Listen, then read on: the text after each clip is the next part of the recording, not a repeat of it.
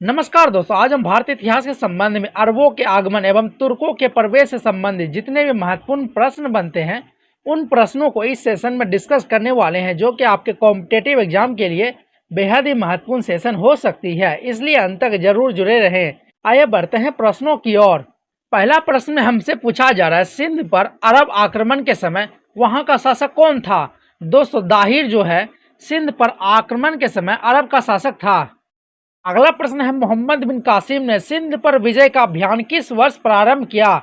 दोस्तों, मोहम्मद बिन कासिम के द्वारा जो है सिंध विजय पर अभियान जो है 711 ईस्वी में प्रारंभ किया गया।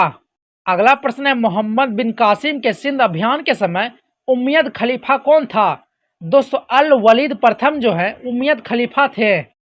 अगला प्रश्न है, सिंध अभियान में मोहम्मद बिन कासिम को भेजने वाला इराक का गवर्नर कौन था? दोस्तों, अल हजाज बिन यूसुफ जो है सिंध अभियान के दौरान मोहम्मद बिन कासिम को इराक भेजने वाला गवर्नर थे। अगला प्रश्न है, मोहम्मद बिन कासिम ने सिंध में सबसे पहले किस महत्वपूर्ण नगर पर अधिकार किया? दोस्तों, देवर पर जो है मोहम्मद बिन कासिम के द्वारा सर्वप्रथम अधिकार किया गया। अगला प्रश्न है, मैच द फॉलोइंग, जिसमें सूची 1 को सूची 2 से मिलाना है।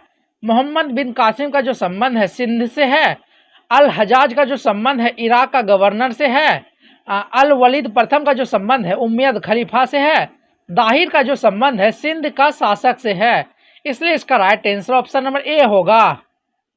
अगला प्रश्न है, देवर विजय के बाद मोहम्मद बिन कासिम ने किस क्षेत्र की ओर अपना अभियान आगे बढ़ाया? दोस्तों, मोहम्मद बिन कासिम के द्वारा अगला अभियान जो है नीरून और सहमान की ओर आगे बढ़ाया।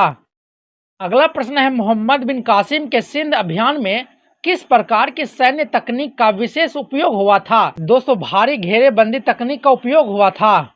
अगला प्रश्न है, सिंध की विजय के बाद अरबों का एक महत्वपूर्ण प्रशासनिक केंद्र कौन सा बना? दोस्तों, मंसूरा जो है सिंध विजय के बाद अरबों का महत्वपूर्ण प्रशासनिक केंद्र बना।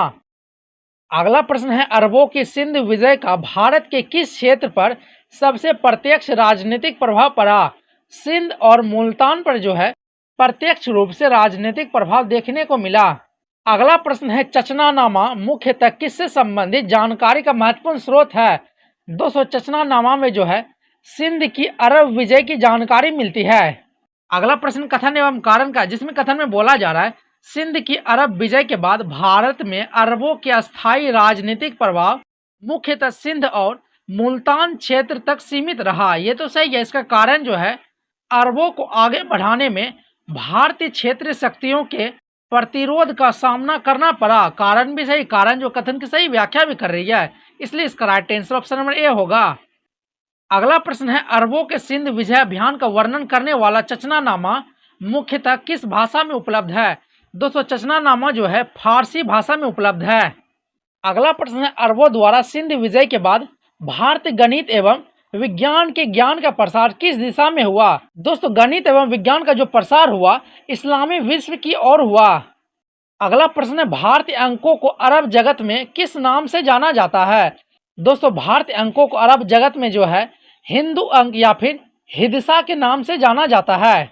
अगला प्रश्न है, अरब विद्वान अल बरूनी भारत किस शासक के अभियानों के संदर्भ में भारत आया? दोस्तों, अल बरूनी जो है महमूद गजनवी के साथ भारत आया था।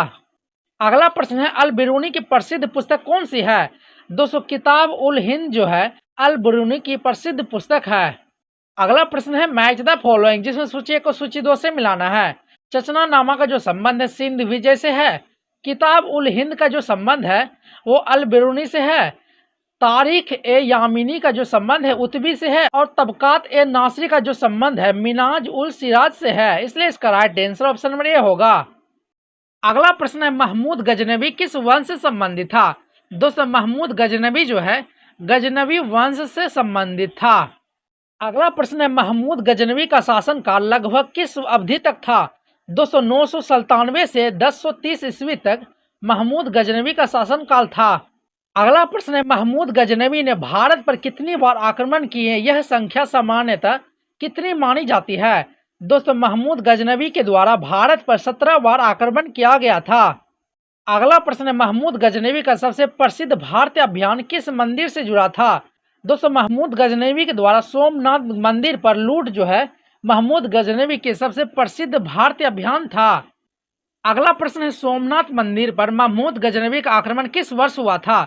दोस्तों सोमनाथ मंदिर पर महमूद गजनवी का आक्रमण जो है 1025 ईस्वी में हुआ था। अगला प्रश्न कथन एवं कारण का, जिसमें कथन में बोला जा रहा है महमूद गजनवी के भारत आक्रमणों का मुख्य उद्देश्य भारत में एक विशाल अस्थायी साम्राज्य स्थापित करना नहीं था। ये तो सही है। इसका कारण जो है उसने अधिकांश भारतीय अभियान लूट, धन संपत्ति और राजनीतिक प्रतिष्ठा प्राप्त करने से जुड़ा था। ये भी सही है। इसका कारण जो है कथन की सही व्याख्या भी कर रही है, इसलिए इसका राइट आंसर ऑप्शन में ये होगा। अगला प्रश्न है महमूद गजनवी के दरबार से संबंधित प्रसिद्ध विद्वान कौन था? दोस्तों अल बरूनी जो है महमूद गजनवी के दरबार से संबंधित प्रसिद्ध विद्वान था। अगला प्रश्न है तारीख ए यामनी के लेखक कौन था? दोस्तों उत्वी के द्वारा जो है तारीख ए यामनी लिखा गया था। अगला प्रश्न है महमूद गजनवी ने प्रसिद्ध विद्वान फिरदौसी को किस रचना से संबंधित माना जाता है? दोस्तों फिरदौसी का जो संबंध है शाहनामा से है। अगला प्रश्न है महमूद गजनवी के समय भारत में निम्नलिखित में से कौन सा राजवंश शक्तिशाली था? दोस्तों भारत में जो है महमूद गजनवी के समय शाही वंश शक्तिशाली था। अगला प्रश्न है महमूद गजनवी के विरुद्ध प्रारंभिक संघर्षों में शाही शासक जयपाल का नाम किस क्षेत्र से जुड़ा है? दोस्तों जयपाल का नाम जो है पंजाब और उत्तर पश्चिमी भारत से जुड़ा है। अगला प्रश्न है जयपाल के बाद शाही वंश का प्रमुख शासक कौन बना? दोस्तों आनंद पाल जो है जयपाल के बाद शाही वंश का प्रमुख शासक बना। अगला प्रश्न है महमूद गजनवी के आक्रमणों के समय कन्नौज का शासक कौन था? राजपाल जो है महमूद गजनवी के समय कन्नौज का शासक था।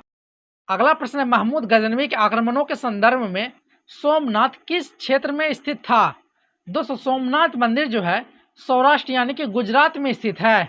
अगला प्रश्न है मैच द फॉलोइंग, जिसमें सूची 1 को सूची 2 से मिलाना है। महमूद गजनवी का जो संबंध है सोमनाथ से है। अल बरूनी का जो संबंध है किताब उल हिंद से है।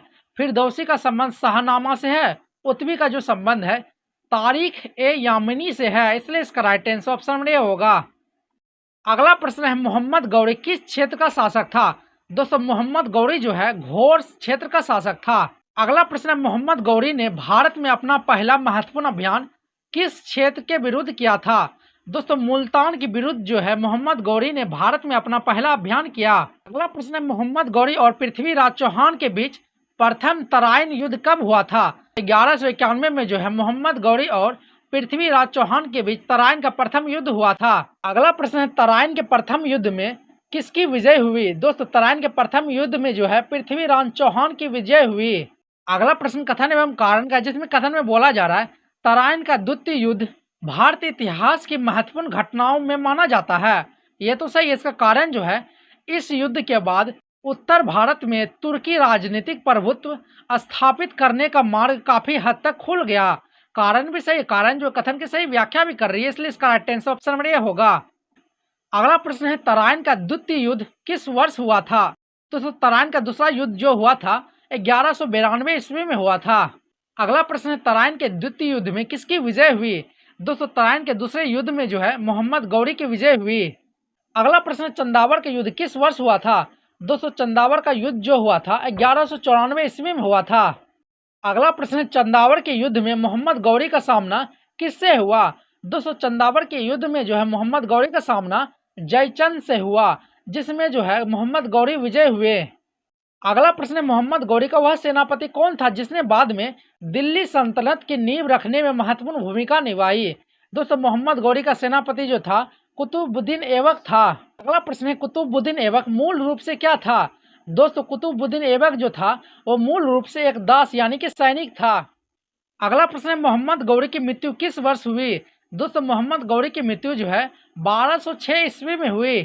अगला प्रश्न कथन एवं कारण का, जिसमें कथन में बोला जा रहा है महमूद गजनवी और मोहम्मद गौरी के भारत अभियानों के उद्देश्य और परिणाम एक जैसे नहीं थे।